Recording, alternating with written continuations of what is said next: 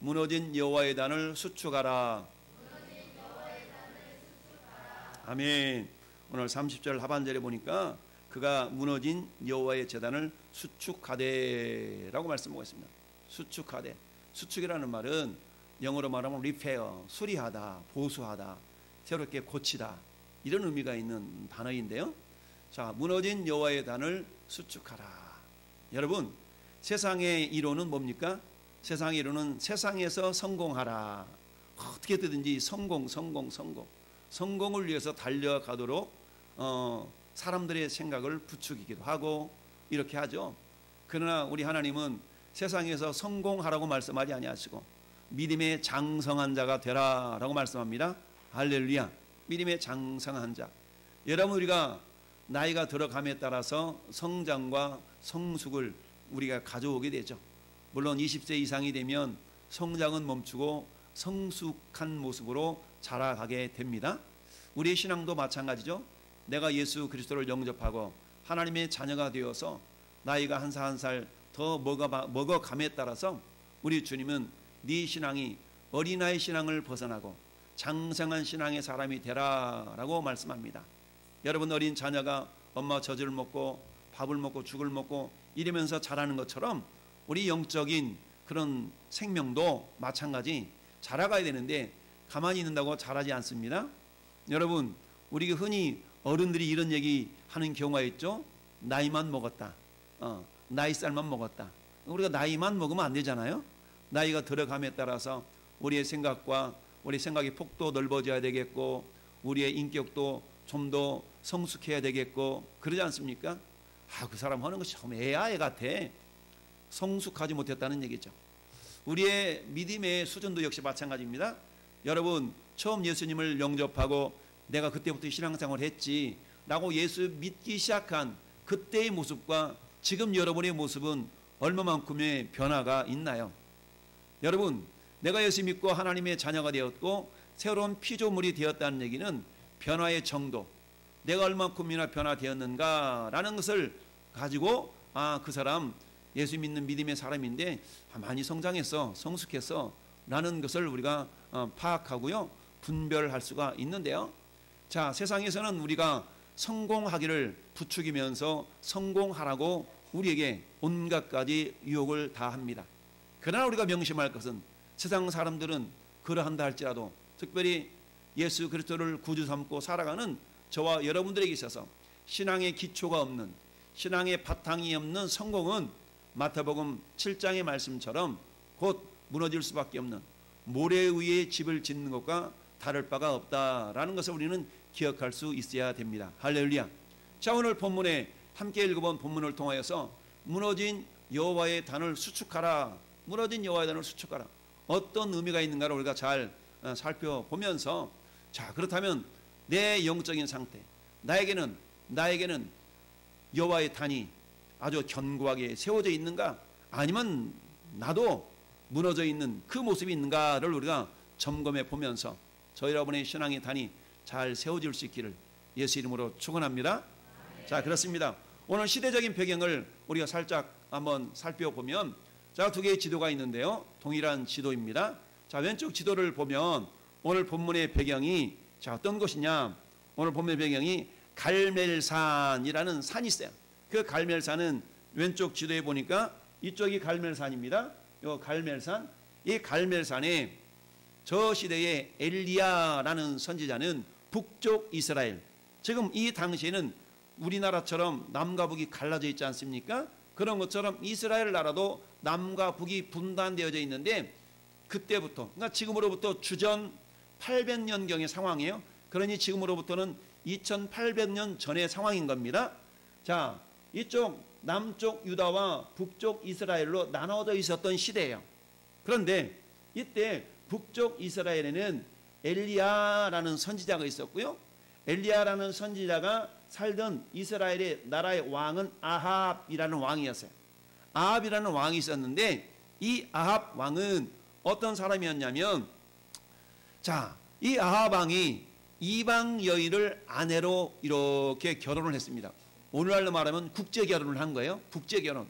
그런데 여러분, 지금 오늘날 우리나라에도 약 300만 명 정도 되는 그런 다문화 가정들이 있어요. 다문화 가족들이 있어요.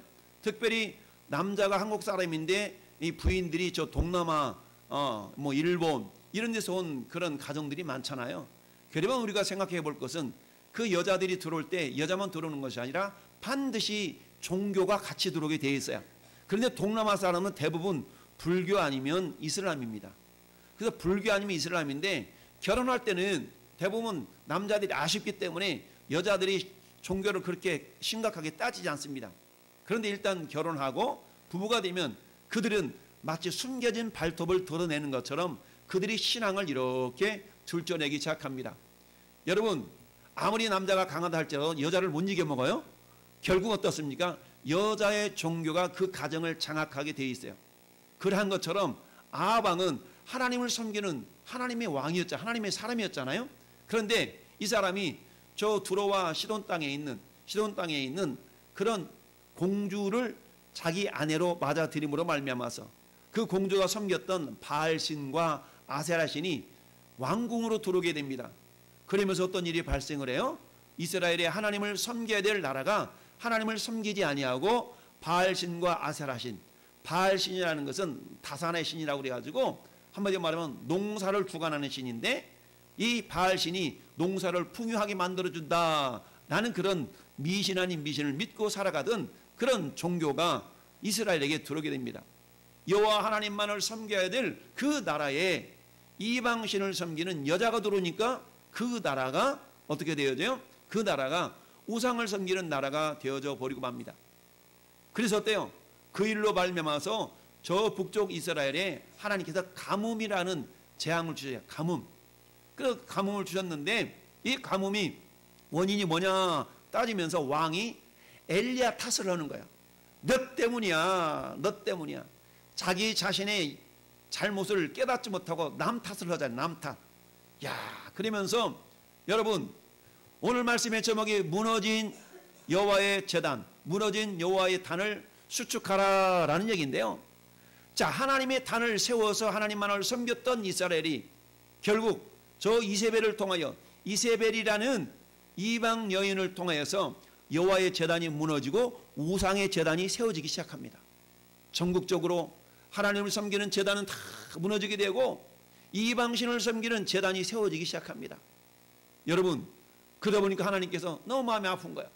그래서 어떻게 하면 다시 한번 하나님을 섬기는 그런 하나님의 단을 회복할 수 있을까? 하나님이 사인을 주시면서 3년 6개월 동안 가뭄을 주셨어요. 그럼에도 불구하고 하나님 앞에 굴복하지 아니하고 엘리야 탓을 하면서 엘리야를 찾아서 죽이려고 하는 그런 모략을 세우기 시작합니다. 그러다가 하나님께서 엘리야에게 담대함을 주셔서 엘리야에게 이렇게 얘기합니다. 앞으로 한 장 넘겨서 우리 21절을 한번 읽어볼까? 21절. 자, 20절 21절 시작. 아합이 이에 이스라엘의 모든 자손에게로 사람을 보내 선지자들을 갈멜산으로 모으니라. 엘리야가 모든 백성에게 가까이 나아가 이르되 너희가 어느 때까지 둘 사이에서 머뭇머뭇하려느냐? 여호와가 만일 하나님이면 그를 따르고 바알이 만일 하나님이면 그를 따를지니라 하니 백성이 한 말도 대답하지 아니하는지라. 여러분, 이 사람들이 예전에는 하나님을 섬겼던 사람들이에요. 하나님을 섬겼던 사람들이 하나님을 버리고 바알신을 섬기는 사람으로 변화되어져 버리고 말았다는 얘기입니다. 이 모습을 하나님 너무너무 안타까워가지고 이 엘리야를 통해서 야, 하나님이 진짜 신인지 너희들이 섬기는 바알이 진짜 신인지 한번 대결 한번 해보자 라고 하면서 저 갈멜산에 바알신과 아세나신을 섬기는 그 제사장들, 지도자들 850명을 불러 모았어요. 이야, 그리고는 어때요? 어느 신이 진짜 신인지 한번 겨뤄보자라고 하면서 이렇게 엘리야가 제안을 합니다. 저 갈멜산 꼭대기에다가 우리가 단을 만들고 그곳에 송아지 한 마리를 잡아서 각을 떠서 그 위에 놓고 그리고 기도해서 불이 내려서 송아지를 태운다면 그 불을 내린 신이 진짜 신으로 우리가 한번 그렇게 겨뤄보자 라고 했더니 사람들이 그래? 그렇게 하십시다 라고 합니다. 그래서 어때요? 너희들은 머릿수가 많으니까 니네들부터 한번 기도해봐 라고 하면서 바알신과 아세라신을 섬기는 그 사람들에게 먼저 기도하라고 외칩니다. 야, 그들이 자기 신을 이름을 부리면서 하루 종일 이름을 부리면서 26절 보십시다. 자, 26절 시작. 그들이 받은 송아지를 가져다가 잡고 아침부터 낮까지 바알 이름을 불러 이르되 바알이여 우리에게 응답하소서 하나 아무 소리도 없고 아무 응답하는 자도 없으므로 그들이 그 쌓은 제단 주위에서 뛰놀더라. 응답이 있어요, 없어요? 없어. 옆에서 이렇게 지켜보고 있던 엘리야가 비아냥거립니다. 조소합니다. 야, 정오에 이르러 엘리야가 그들을 조롱하며 이르되 큰 소리로 부르라. 그는 신인즉 묵상하고 있는지 혹은 잠깐 나갔는지 혹은 그가 길을 행하는지 혹은 그가 잠이 들어서 깨워야 할 것인지 하며 참 그들이 어때요? 더욱 소리 질러 외쳐 부르면서 막 몸을 상하면서 바알이여 바알이여. 그런데 29절 말씀 보니까 이같이 하여 정오가 지나고 그들이 미친 듯이 떠들며 저녁 소재 들을 때까지 이르렀으나 아무 소리도 없고 응답하는 자나 돌아보는 자가 아무도 없었더라. 그러니까 어때요? 바알신이 거짓 신인 것이 드러났죠. 바알신이 거짓 신인 것이 드러났지만 이제 여호와가 참신인 것이 드러나야 되잖아요. 할렐루야. 자, 이제는 엘리야 차례가 되었습니다. 엘리야 차례가 됐는데 하나님이 참신인 것을 나타내기 위해서는 먼저 무너진 단을 수축해야 됐어요. 무너진 단을 수축해야 됐습니다. 여러분, 그래서 저 갈멜산에서 이 아합 왕이 그야말로 하나님을 버리고 이세벨이 가지고 왔던 바알신을 섬겼는데 그 가운데서 하나님을 신실하게 섬겼던 엘리야를 통하여서 하나님이 진짜 신인 것을 대결해보자 라고 하면서 이제 많은 백성들, 모든 백성들 불러 모으고 거짓 제사장들, 선지자들을 850명을 불러서 지금 이렇게 영적인 전투를 하고 있는 겁니다. 그런데 첫 번째로 바알과 세라신을 섬기는 제사장들이 아무리 외쳐댔지만 응답이 없었더라. 그러니까 바알신이 참신이라는 겁니까? 거짓신이라는 겁니까? 거짓신임을 드러냈어요. 자, 여러분, 무너진 제단, 무너진 여호와의 단을 수축하기 위해서는 먼저 우리가 해야 될 것이 있습니다. 먼저 해야 될 것이 뭐냐? 따라합시다. 우상의 단을 허물어야 합니다. 여러분, 이세벨은 이스라엘로 시려봐 가지고 여호와의 단을 허물고 우상의 단을 세웠어요. 그러면 무너진 여호와의 단을 회복하기 위해서는 세워진 우상의 단을 허물어야 됩니다. 할렐루야. 그렇습니다. 그렇다면 오늘날 저와 여러분들에게 있는 우상의 단이 있을까요? 있을까요? 할렐루야. 저와 여러분에게도 우상의 단이 있다는 것을 우리가 알아야 되는데 모르는 것이 문제죠. 모르는 것이 문제예요. 여러분, 저와 여러분에게 우상의 단이 있다는 것인데 다양한 우상의 단이 있지만 우리는 세 개의 우상의 단을 생각해 볼 수가 있습니다. 첫 번째, 따라합시다. 제물 우상의 단을 허물어라. 여러분, 우상이 뭡니까? 우상이라는 비나이다, 비나이다, 촛불 켜놓고 비나이다, 이게 우상이 아니고 우상이라는 것은 따라합시다. 내 마음을 하나님보다 더 사랑하게 하는 그 어떤 것, 이게 보이는 그런 대상일 수도 있고요, 보이지 않는 어떤 것일 수도 있어요. 오늘 우리가 무너뜨려야 될 그 우상, 보이는 거 하나, 보이지 않는 것 두 개를 제가 말씀을 드리고자 합니다. 우상이라는 것은 내 마음을 하나님을 섬기는 것으로부터 자꾸만 빼앗아가는 그 어떤 것이 우리에게 우상일 수가 있습니다. 첫 번째 우상은 뭐냐? 따라합시다. 재물우상. 재물우상입니다. 여러분, 이 재물우상, 자, 여러분, 열왕기상 2장만 넘겨볼까요? 21장에 나옵니다. 자, 21장에 3장 넘어야 되는군요. 21장의 제목이 뭐라고 적혀 있나요? 성경에? 나봇의 포도원. 나봇의 포도원이라고 되어 있어요. 여러분, 이 북쪽 이스라엘의 아방 시대 때 그 왕궁이 어디 있었냐면 이스라엘이 있어요. 이스라엘. 그곳에는 평야, 평지가 있었는데 아주 비옥한 땅이었어요. 비옥한 땅이었는데 이 왕궁 옆에 나봇이라는 사람이 포도원을 가지고 있었어요. 그런데 아방이 그놈의 포도원이 욕심이 난 거야. 여러분, 왕이 뭐가 부족하다고 그 내 백성이 그야말로 조상 대대로 물려오면서 받았던 땅에 포도원을 짓고 있는데 아방이 자기가 짓고 있는 그런 많은 땅이 있음에도 불구하고 하필이면 그거가 욕심이 난 거야. 그거가 욕심이 나가지고 그거 좀 야 나한테 주라. 그거 좀 나한테 주라. 그랬더니 그랬더니 나봇이 이렇게 이야기합니다. 왕이시여, 이 땅은 대대로 하나님께서 조상을 통하여서 우리에게 분배해 준 땅이기 때문에 그 땅을 왕에게 주는 것은 여호와께서 금하실 일입니다. 하나님이 원하시지 않는 겁니다. 라고 얘기했어요. 그랬더니 일말의 양심이 있었던 아합이 하나님이 안 기뻐한다고? 그러자 밥맛이 없어. 밥을 못 먹고 이리 뒤척 저리 뒤척 하는데 마누라 이세벨이 가만히 오니까 자기 왕이 시름시름 밥도 안 먹고 그러니까 왕이여, 도대체 무슨 일 때문에 이렇게 밥도 안 먹고 얼굴이 수척해 갑니까? 그랬더니 이야기를 합니다. 글쎄 저기 나봇의 포도원이 내 마음에 꼭 들어가지고 저걸 내 걸 삼았으면 좋겠는데 글쎄 저놈이 글쎄 하나님께로부터 받았던 조상들의 땅이라고 나한테 주려고 그러지 않지 뭐야. 이세벨이 잔기를 내면서 이 나라의 왕이 당신 아니요? 내가 왕이긴 왕인데 그까짓 그런데 그게 뭐 걱정이요? 라면서 나봇을 높이 세운 다음에 거짓 증인들을 세워서 저 사람이 하나님을 모욕했다 라고 하면서 거짓 증인들을 세워서 나봇을 잡아 죽였어. 나봇을 잡아 죽이고 이때였대요. 그 포도원을 빼앗아다가 아방에게 다 중간이겠어요. 뭐 때문에 그랬다고요? 재물 우상 때문에 애매한 나봇을 쳐 죽이는 그런 악행을 저지르게 되었다라는 얘기입니다. 여러분, 마태복음 6장 24절에 주님이 이렇게 말씀합니다. 너희가 한 사람이 두 주인을 섬기지 못할 것이니 혹 이를 미워하고 저를 사랑하거나 혹 이를 중히 여기고 저를 경히 여김이라. 따라합시다. 너희가 하나님과 재물을 겸하여 섬길 수 없느니라. 하나님과 재물을 겸하여 섬길 수 없다라고 말씀하고 있습니다.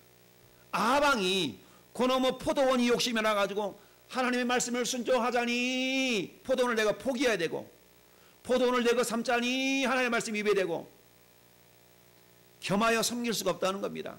결국 하나님을 버리고 나봇을 죽이고 자기 것 삼았다는 얘기입니다. 여러분, 이처럼 오늘날에도 마찬가지. 내가 하나님을 섬기고 하나님을 예배하고 주의를 지키고 이러자니 이걸 포기해야 돼. 주일날 가서 일하면 1.5배를 준대, 2배를 준대, 이럴 수 있잖아요. 그런데 그것을 내가 포기하고 하나님을 예배해야 되는데 우리는 간혹 그런 유혹에 휩싸일 수가 있어요. 주일날 가서 일하고 그러면 1.5배 플러스 한 배 더 줘도 2배. 하나님 아시지요 내 형편. 그래서 우리 어떻게 기도합니까? 하나님 아시지요 내 형편. 오늘 가서 일할 수밖에 없는 상황인데 근데 이 2배를 준대요. 2배면 11조가 2배인데 잘 드릴게요 하나님. 우리 이렇게 자기를 합리화시키며 정당화시키는 경우가 많죠. 물론 내가 어쩔 수 없이 일을 할 수밖에 없는 그런 사업장을 다니는 그런 근로자인 경우 그렇게 주의를 어길 수밖에 없는 형편과 상황이 있을 수가 있지만 내가 굳이 그러하지 않을 수도 있는 상황임에도 불구하고 오늘 재물이 우상이 되어져서 내가 그것을 쫓아가면서 하나님을 선택하기를 주저한다면 우리는 여전히 우상의 처단을 쌓고 있는 사람일 수가 있다라는 것을 우리가 잊지 말아야 됩니다. 여러분, 빌립보서 4장 11절 12절은 사도 바울의 믿음의 고백을 표현해 주고 있습니다. 그렇다면 이 재물이 우상을 우리가 어떻게 재물 우상이다를 어떻게 우리가 허물 수가 있을까요? 그래서 사도 바울의 고백을 통해 우리가 확인해 볼 수가 있습니다.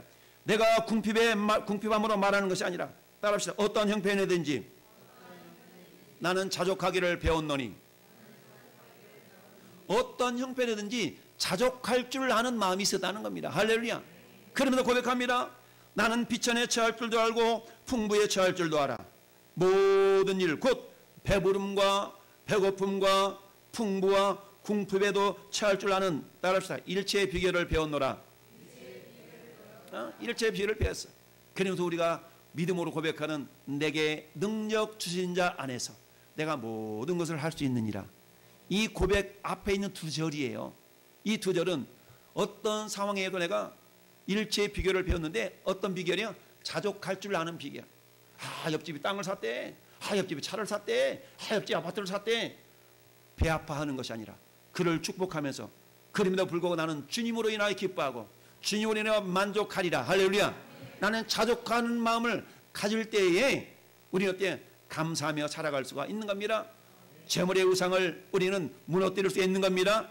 두 번째, 따라합시다. 생각 우상의 단을 허물어라. 그렇습니다. 내 생각에는, 여러분, 열왕기하 5장에는 저 아람 나라 나만 장군에 대한 이야기가 나옵니다. 우리가 잘 아는 것처럼 나만 장군은 저 아람 나라, 오늘날로 말하면 시리아에서 제2인자였어요. 그런데 이 사람이 문둥병이 걸렸네. 이 문둥병이 걸렸는데 문둥병은 그 당시에는 어때요? 고칠 수 없는 병이에요. 그런데 가만히 있지 않으니까 저 남쪽 이스라엘을 쳐들어가서 포로로 잡아왔던 계집종 하나가 있네. 이스라엘 계집종인데 이 나만 집에서 지금 종살이 하고 있는데 그 계집종이 뭐라고 그러냐? 자기 여주인을 찾아가서 그러는 거예요. 주인마님, 주인마님, 왜 그러느냐? 가만히 보니까 우리 주인 나리께서 저처럼 몹쓸병에 걸렸는데 참 우리 고향 땅에 가면, 선지 앞에 가면 저 병을 치유할 수 있습니다 라고 믿음의 고백을 했더니, 여러분, 자기가 고난에 처하면 지푸라기도 잡는 심정으로 이놈의 기집애 네가 뭘 한다 그래? 이러지 아니하고 그 이야기를 자기 왕에게 다 보고를 해서 수레에다가 엄청난 보물을 싣고 이제 엘리사를 찾아갑니다. 자, 그랬더니 어떻습니까? 엘리사가 보더니 보선발로 달려나와서 오 장군이시 오셨나이까? 그러지 아니하고 콧배기도 안 비치면서 뭐라고 얘기합니까? 저 요단강물에 가서 7번 씻으면 낫습니다. 이게 얘기하네. 야, 그랬더니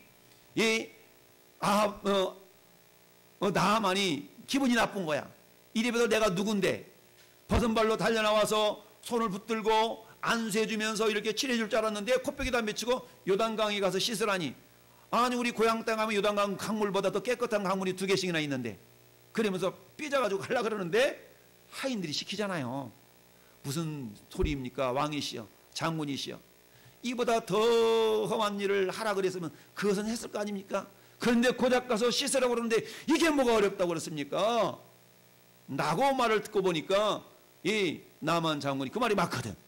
그래서 잠시간에 자존심을 내려놓고 요단 강물에 들어갔습니다. 1번 씻어, 2번 씻어, 3번 씻어, 4번 씻어, 5번 씻어, 6번 씻어. 물론 숫자적으로는 7이지만 나을 때까지 씻으라는 의미거든요. 할렐루야. 7번 씻었더니 성경은 이렇게 말씀합니다. 그 피부가, 그 살결이 어린아이와 같았더라. 할렐루야. 어린아이의 피부처럼 깨끗하게 나왔다는 얘기입니다. 깨끗하게. 그런데 뭐라고요? 이 나아만이 내 생각에는 저 엘리사가 와서 좀 내 손도 좀 잡고 막 안수하며 막 선포하며 이렇게 고쳐줄 줄 알았는데 그냥 가서 씻으라고 그러니까 내 생각이 안 내려지면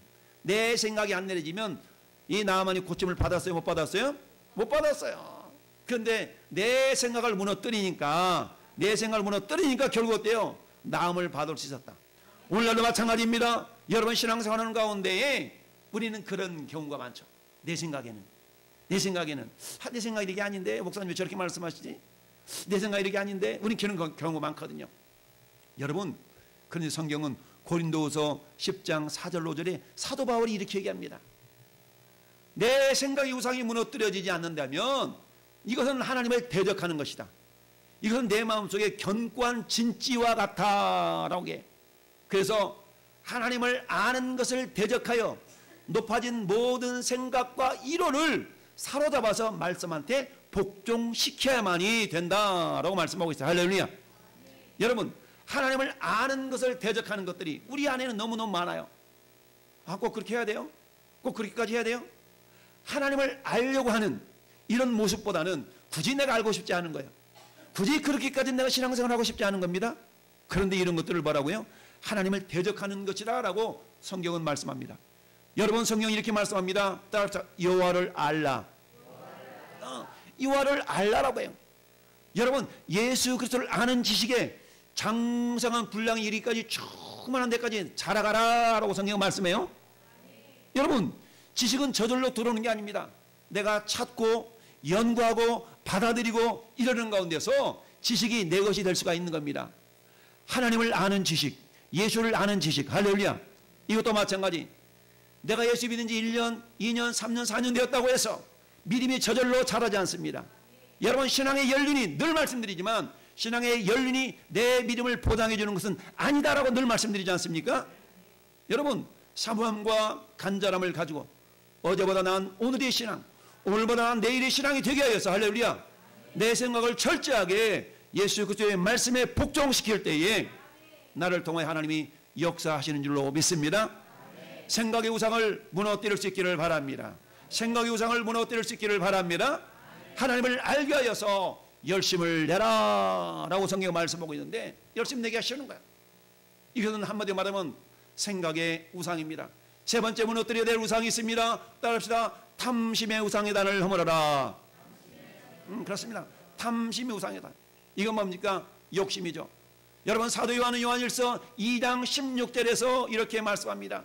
너희가 세상에 있는 것들을 사랑하지 말아라. 뭐 하지 말아라? 근데 우리는 세상이 너무 좋거든. 세상이 너무 좋아. 소돔과 고모라 땅에 살고 있었던 롯과 아내와 두 딸내미, 하나님은 아브라함의 기도를 통하여서 소돔과 고모라 땅을 멸망시키기 전에 하나님은 롯의 식구들을 구원해내 주고 싶으셨어요. 그래서 두 명의 천사가 가서 롯을 불러놓고 말합니다. 롯아, 예, 하나님, 이 성을 여호와께서 멸하시려고 그런다. 너에게 속한 가족이 있냐? 예, 이렇게 두 딸내미하고 우리가 아내하고 저하고 있는데 더 없냐? 예, 쟤네들하고 약혼한 그런 사이들이 있습니다. 그래, 다 데리고 와라. 그래서 사이들을 불러 모았습니다. 롯이 이렇게 얘기합니다. 여호와께서 이 성을 멸한다고 그러는데 여보게들, 이 성을 지금 떠나가야 되네 라고 얘기했는데, 롯의 사이될 두 젊은이들이 이렇게 얘기합니다. 장인의 소리를 따라합시다. 농담으로 여겼더라. 믿지 않았다는 얘기입니다. 그랬더니 지켜보고 있었던 천사들이 롯의 손을 이끌면 쟤들은 내버려 두고 네 말을 들을 수 있는 사람들만 데리고 가 라고 하면서 두 딸내미와 아내의 손을 데리고 나갑니다. 그런데 미련이 많아서 롯의 아내는 뒤를 이렇게 쳐다본 거로 뭐가 되었다고요? 속임구둥이, 소금 기둥이 되었더라. 할렐루야. 소금 기둥이 됐어. 왜 그래요? 세상을 사랑하기 때문에. 하나님이 아무리 구원해주고 싶어도 그 탐심의 우상을 무너뜨리지 않느냐니까 구원을 이룰 수가 없었다는 얘기입니다. 할렐루야. 결국 어때요? 롯과 두 딸내미만 구원을 받은 줄 믿습니다. 우상의 단을 무너뜨리지 아니하면, 여러분, 골로새서 3장 1절, 2절, 5절에 성경은 이렇게 우리에게 말씀하고 있습니다. 그러므로 너희가 그리스도와 함께 다시 살리심을 받았으면, 따라합시다. 위의 것을 찾으라. 위의 것을 찾으라. 위의 것. 하늘을 소망하라는 얘기입니다. 그러나 세상은 우리로 하여금 하늘을 바라보지 못하게 합니다. 여러분, 가끔 말씀드리듯이 꿀꿀이 돼지 키워본 적이 있습니까? 여러분, 돼지는 어디만 쳐다봐요? 땅만 쳐다봐요. 땅만 쳐다봐. 돼지막에서 어릴 때 돼지막에서 지푸라기를 넣어주면서 돼지 이렇게 떡이 가득 차면 돼지를 이렇게 돼지 우리 밖으로 밀어내가지고 그 돼지 그 똥을 다 치우거든요. 그러면 돼지를 우리 밖에 나오면 신나가지고 막 돌아다니는데 돼지가 결코 하늘을 쳐다보지 않아. 땅만 쳐다보면서 막 땅을 부에 파면서 이렇게 돌아다니거든요. 근데 돼지가, 이놈의 돼지가 하늘을 쳐다볼 때가 있다고 그랬어. 언제 쳐다본다고요? 도살장 갈 때만 쳐다봐. 근데 오늘날에는 도살장 갈 때도 안 쳐다봐. 왜? 오늘날에는 차로 그냥 쑥 데리고 가니까. 옛날에는 어떻게 했어요? 두 다리 묶고 두 팔 묶고 몽둥이로 꿰서 어깨에 매면 이렇게 발라당 뒤집어져 가지고 그때야 비로소 하늘을 쳐다봤던 것이 돼지 신세야. 근데 오늘날에는 하늘 쳐다보지 못해. 그냥 차로 실어다가 그냥 도살장으로 가버리니까 우리의 인생이 그러진 않냐는 얘기죠. 그저 땅만 쳐다보다가 땅만 쳐다보다가 마귀는 우리로 하여금 하늘을 바라보지 못하게 하고 땅만 쳐다보게 만든다라는 사실입니다. 할렐루야. 우상의 탐심의 우상을 무너뜨릴 수 있어야 됩니다. 위의 것을 생각하고 땅의 것을 생각하지 말라. 그러므로 땅에 있는 지체를 죽이라. 음란과 부정과 사욕과 악한 정욕과 탐심이니. 따릅시다. 탐심은 우상 숭배니라. 이처럼 우상의 단을 허물었다면 이제 새롭게 우리는 여호와의 단을 세워야 됩니다. 우리가 세워야 될 여호와의 단은 두 가지가 있는데 따라합시다. 예배의 단을 회복하라. 그렇습니다. 예배의 단을 수축해야 됩니다. 두 번째 따라합시다. 기도의 단을 수축하라. 기도의 단을 수축하는 방법은 저녁 예배 때 드리기도 하고 오늘 예배의 단을 수축할 수 있기를 바랍니다. 예배의 단을 수축하는 건 첫 번째 따라합시다. 공동체 의식을 회복하라. 오늘 31절 본문을 읽어보겠습니다. 31절 시작. 야곱의 아들들의 지파의 수요를 따라 엘리야가 돌 12개를 취하니 이 야곱은 옛적에 여호와의 말씀이 임하여 이르시기를 내 이름을 이스라엘이라 하리라 하던 자더라. 아멘.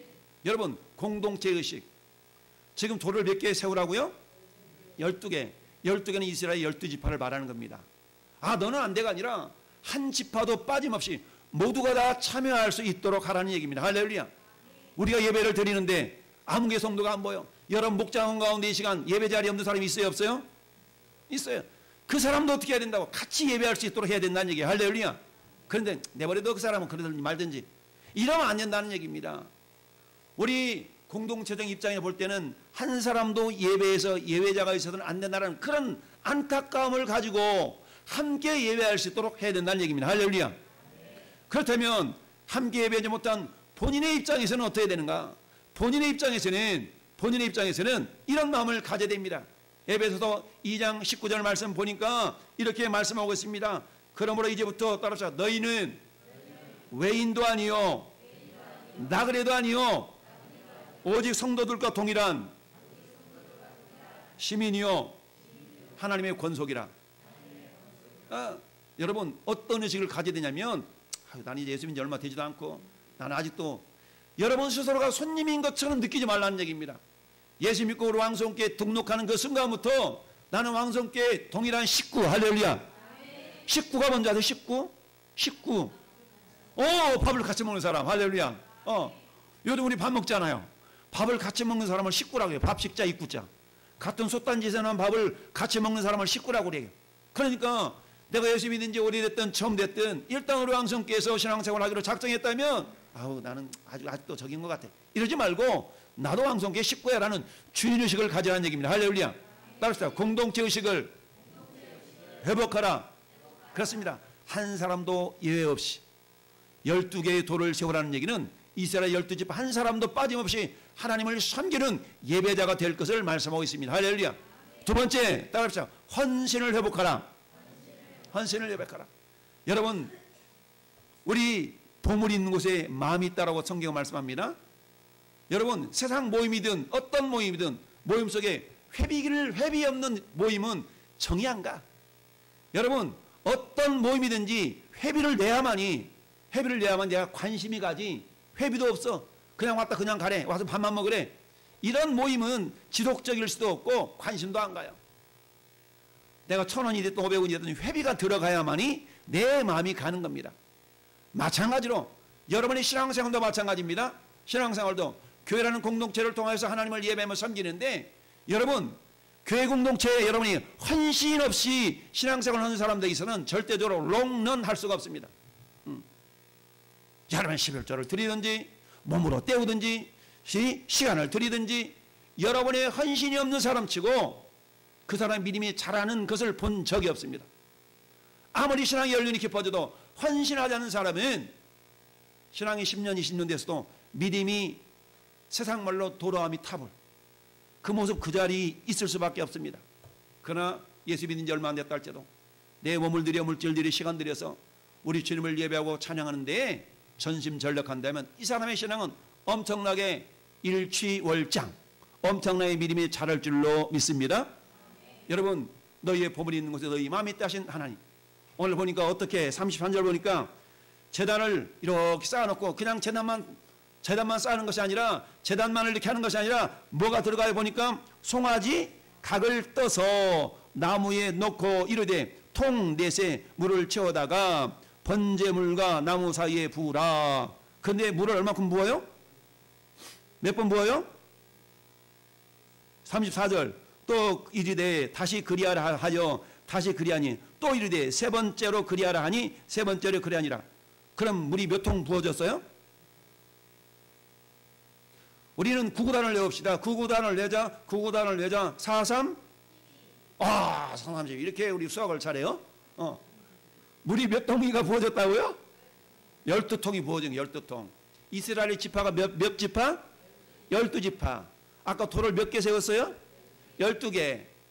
그러면은 12지파가 참여했는데 한 지파가 헌신을 안 해. 나는 빠질래. 이러지 않았고 물을 부었는데 12동이의 물을 부었다는 얘기입니다. 한 지파도 빠짐없이 모두가 다 헌신하라는 얘기입니다. 한마디 말하면 우리가 신앙생활을 하면서 뒤처지는 신앙인이 되지 말라는 얘기입니다. 뒷짐지는 신앙인이 되지 말라는 거예요. 할렐루야. 여러분, 부었다는 얘기는 헌신했다는 얘기거든요. 헌신했는데 번제라는 것은 여러분, 이스라엘 백성들이 하나님께서 이스라엘 백성들에게 5가지의 제사를 명령했어요. 5대 제사라고 그러는데 5대 제사 가운데 가장 먼저 드린 제사를 번제라고 얘기합니다. 번제.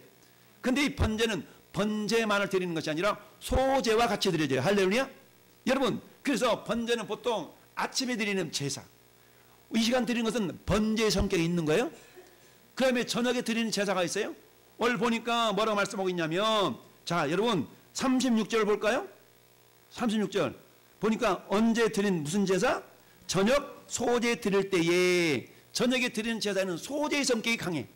소제라는 것은 감사의 성격이 강합니다. 번제는 헌신의 성격이 강합니다. 그래서 우리가 주일 예배는 쌍으로 이루어졌는데 오전 예배와 저녁 예배를 이루어진가요? 오전 예배와 저녁 예배를 합쳐서 우리는 온전한 주일을 지킨다라고 표현한 겁니다. 여러분, 오늘날에는 많은 교회들이 저녁 예배를 안 드려요. 그냥 밥 먹고 1시 반, 2시 반에 예배 드리고 오늘 우리 주일 지켰어 라고 얘기하지만, 성경적인 예배는 아침 번제와 저녁 소제를 통해서 하나의 짝이 되는 거예요. 할렐루야. 그래서 우리 교회는 어떤 예배를 드려요? 저녁 예배를 주구장창 드리는 겁니다. 다른 교회는 어쩌든지 말든지 성경적으로 저녁 소제라고 우리가 표현하는데, 그래서 아침 번제와 저녁 소제가 합쳐져서 우리가 주일을 성수한다라고 표현을 해요. 근데 오늘날에는 많은 교회들이 세상이 흘러가다 보니까 저녁 예배까지 우리가 드리기는 뭐하고, 그래 어떻게 예배 드리는 거예요? 그냥 적당하게 1시 반쯤 해서 그냥 예배 안 드리자 그러고 드렸다라고 하기 위해서 그렇게 예배를 드리는 경우가 많지만, 성경이 가르치는 바에 의하면 우리 하나님 앞에 예배하는 것은 오늘 저녁 소제 드릴 때에 선지자 엘리야가 나가서 아브라함과 이삭과 이스라엘 하나님 여호와여 라면서 이렇게 예배단을 회복한 줄 믿습니다. 세 번째, 여러분 예배단을 수축하기 위해서는 따라서 말씀은 순종을 회복하라. 그렇습니다. 순종이 제사보다 낫고 듣는 것이 순양의 기름보다 낫다고 그랬거든요. 여러분, 순종 없는 예배, 순종 없는 신앙은 있을 수가 없는 겁니다. 오늘 엘리야가 뭐라고 고백한 줄 아세요? 여러분 36절 하반절 보니까 여호와여 주께서 이스라엘 중에서 하나님이신 것과 내가 주의 종인 것과, 그 다음에 시작, 내가 주의 말씀대로 이 모든 일을 뭐하는 걸? 행하는 것을 오늘 알게 하옵소서. 무슨 말입니까? 순종을 말하고 있거든요. 말씀에 대한 순종. 할렐루야. 우리는 세상 사람들 이야기는 잘 들으면서 하나님의 말씀을 순종하기를 거절하는 게 얼마나 많습니까? 여러분, 전 여러분들이 순종의 사람이 되기를 바랍니다. 우리가 잘 아는 요나 알잖아요. 요나는 하나님의 말씀을 듣고 하나님께서 야, 니 내려가서 복음을 전해라 라고 그랬는데, 요나가 자기 생각에 사로잡혔어. 자기 생각의 재단이 무너지지 아니하니까 하나님의 말씀을 순종할 수가 없는 겁니다. 여러분, 내 생각의 재단이 무너지지 아니하면 순종의 모습이 있을 수가 없는 겁니다. 예배단이 수축될 수가 없는 겁니다. 내 생각이 무너질 때에 나만 장군이 고침을 받았던 것처럼 요나의 생각이 무너질 때에 하나님의 말씀에 순종하며 결국 니네성으로 큰 물고기를 통해서 순종의 길로 하나님이 결국은 이끌어 가시잖아요. 그럴 수밖에 없다는 얘기입니다. 따라서 내 생각의 단을, 내 생각 우상의 단을 무너뜨리라. 그렇습니다. 그래야만이 예배단이 수축되는 줄로 믿습니다.